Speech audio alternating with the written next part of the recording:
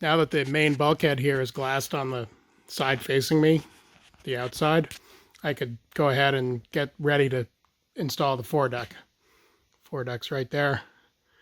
And before this moment, I did several steps. I test fit the foredeck again, which I'd already done previously, so it fit right in. I marked and drilled for several screws, I think 11 screws that are going to secure it in place. And those screws go along this aft edge on either end of the Daggerboard trunk, and then a few up there around the mast partners. And that'll help hold it in place while I epoxy it in. So I did all that. I marked the top edge, that green tape. The bottom edge of the green tape represents the actual top edge of the foredeck. And then down below it is a black line, which represents the bottom side of the foredeck.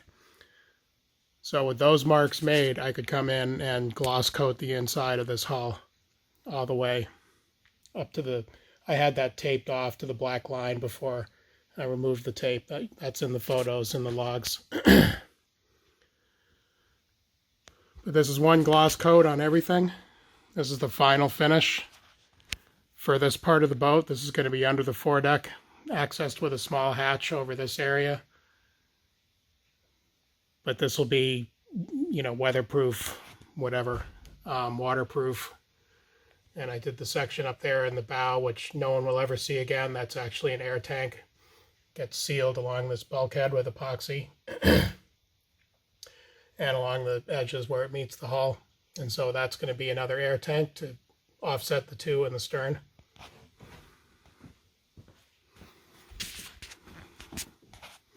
So I let this epoxy cure, and the next step can be installing the foredeck. It's the next day, and the foredeck is permanently installed.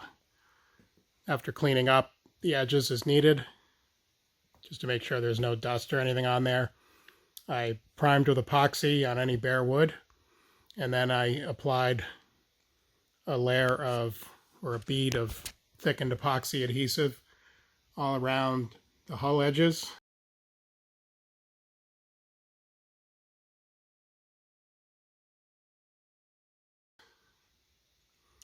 And on the structural members, like the mast step, the bulkhead there, the aft bulkhead edges and the cleats there, and the Daggerboard trunk. Obviously you can't see all this stuff. Later I'll stick the camera underneath and pan it around.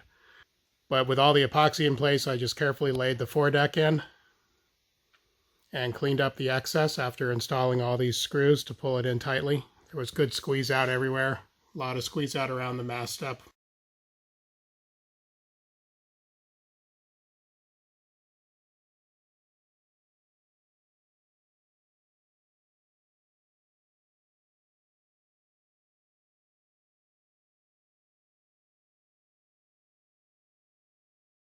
And now this is in place. There will be some fillets along the edges coming up very soon.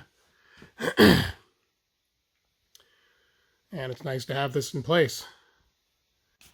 With the foredeck in place, now I could finish up the Daggerboard trunk. So I drilled a hole through the center of the boat over the Daggerboard trunk. It's pretty easy to figure where that was, and used a router to open up the opening. And then I used this little sanding block to square up these corners, because the router leaves a curve there. You can see through to the bottom. I've done the bottom side too. Take it down under there. There's the bottom side of the Daggerboard trunk. I did the same thing there. There was a hole in that from before I installed it, because I drilled a hole through. So that was easy to locate and route out. So I used that little sanding block to square up these corners. Because what happens next is this little 1/8 inch or 16th inch G10 here. I'm going to cut this to fit and wrap the insides of both of these openings with that G10, and it has to fit into these square corners. So that's what's going to happen next, and that provides a very sound wear surface for the Daggerboard. In and out, in and out. This stuff will never wear down. I cut these strips of like 1/16 inch thick G10 to fit inside the Daggerboard trunk here. The long ends go all the way to the corners, and then the short ends are cut to fit in there between. These are just dry fit at the moment. But that's a pretty fussy little process. Took a while. Both ends. This is the bottom. Did the same thing to the foredeck side.